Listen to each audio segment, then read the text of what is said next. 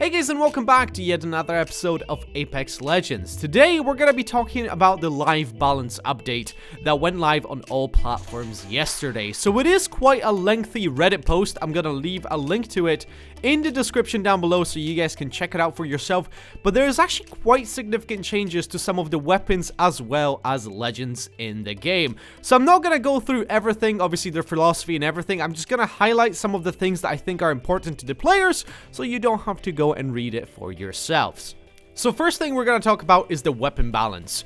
Overall, we feel that the current weapons present solid options for a variety of gameplay styles. We found that the Skull Piercer Wingman has been on the stronger end, but it's designed to be a weapon with a higher skill ceiling. Our adjustments are attempting to move it more into the hand cannon space and away from the full auto deagle. We've also adjusted the rate of fire of the Peacekeeper with shotgun bolt attachment, so players will have a larger window of vulnerability if they miss their shot. Additionally, the scarcity of energy ammo and lower number of energy weapons overall has made those weapons difficult to main. So we've increased energy weapon and ammo availability. So that right there, I think, is pretty much perfect. They just nailed it, alright? Energy ammo, I have been finding a lot more of it after the patch went live, which is amazing, because I think the energy weapons are kind of not very useful at the moment if you don't obviously find the turbocharger. Sure, the devotion can be kind of alright, but I personally kind of hate the havoc in the game right now without the turbocharger. The delay on it is not my favorite. So the big change obviously here is to the Wingman and the Peacekeeper. So the Wingman, rate of fire reduced from 3.1 to 2.6 shots per second. Skull Piercer headshot damage multiplier reduced from 2.5 to 2.25, increase the hip fire spread and decrease the rate at which hip fire spread decays, shrinks back down.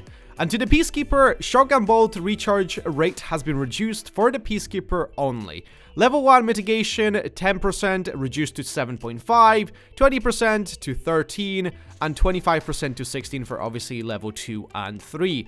Wingman and the Peacekeeper availability has been reduced in all zone tiers, increased availability of energy weapons and ammo in all zone tiers. So obviously, it has to be said that the Wingman is extremely powerful in the game. So with this nerf, it's gonna be a little bit more challenging to use. I don't think it is actually that big of a nerf to the Wingman and the Peacekeeper. I still think they're gonna be viable weapons. I was personally hoping they were gonna do something to reduce the effectiveness of the Wingman at range. But this is still looking pretty good. Obviously decreasing the damage and the shots per second is a good way of doing it, because I think it was a little bit overpowered at close range, how you could basically just hip fire spray it and probably knock a person down quite easily. For the Peacekeeper, I didn't think it was that overpowered. I am actually starting to drift towards the EVA 8 personally. The Peacekeeper, yes, it packs a punch, and it is going to be harder to use with this nerf. We just have to wait and see how it's gonna play out over the long term, if people are gonna gravitate to different weapons. And obviously, the energy weapons and ammo in all zone tiers has been increased, which is kind of good. I'm kind of hoping as well that the turbochargers are gonna drop a little bit more often to make them a little bit more viable, because personally I'm not a big fan of energy weapons as they are in the game. Obviously they pack a punch. When you spin up the devotion, it just shreds through people. So it's gonna be interesting once again how that's gonna play out. The next bit is why no P2020 or Mozambique buffs. We love y'all's beak memes, so we're hesitant to lose that. In all seriousness, our goal is to have a power curve of weapons. Power curve just means that some weapons will be weaker and more common, while others will be stronger and rarer.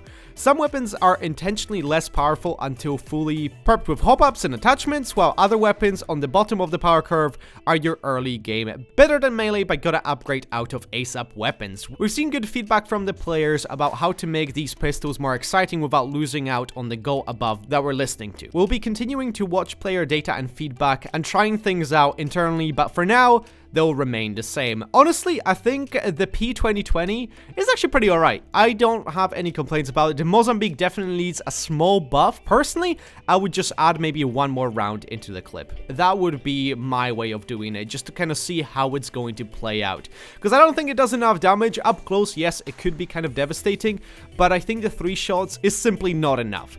So if they can potentially do that, I've seen a lot of people asking for dual wielding those types of weapons, which would be very interesting. Personally, I think it would be kind of cool. I don't know what you guys think about that, so let me know in those comments down below if you would actually like to see dual wielding for P2020 and the Mozambique. So a very hot topic in the Apex community has obviously been the hitboxes. Bigger characters have much bigger hitboxes compared to their smaller counterparts, and pair that, for example, with Bangalore's ability to essentially dash 40% faster whenever she's being fired at, makes her a pretty difficult target when you compare her to, let's say, Gibraltar. So they are actually talking about that. So for character balance, we look at a combination of things: pick rate, win rate, and character v character matchup win rate, among other metrics. And of course, player feedback. The results between the 5 small and medium rig characters have been positive. They are all in a safe band of relatively equal power. Our large rig characters, however, are underpowered, and their natural size appears to be a large contributor. We're planning on adjusting the size of the large character hitboxes to better fit the model. If these changes are insufficient to bring these characters in line, we're also considering a range of other changes, such as a natural damage reduction as well as individual kit power tweaks.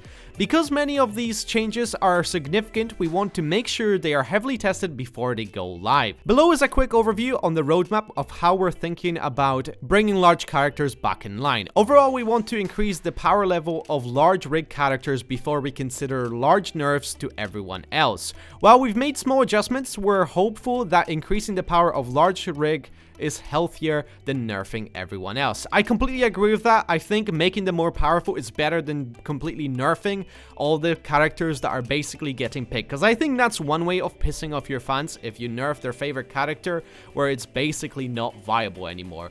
So essentially giving an incentive to new players and old players to play different characters that they haven't thought about before, or maybe they were not very good in the current meta, like Gibraltar and stuff like that. So yeah, that is definitely a good way of looking at it. So here are the major balance changes. So caustic traps, reduce cooldown to 25 seconds from 30, increase radius and proximity radius by about 10%, removed a 1-second delay on smoke dealing damage to players. Pathfinder Insider Knowledge, increase the number of beacons in the world to 12 from 10, and Lifeline's care package, removed slight chance that level 4 armor and helmets will drop.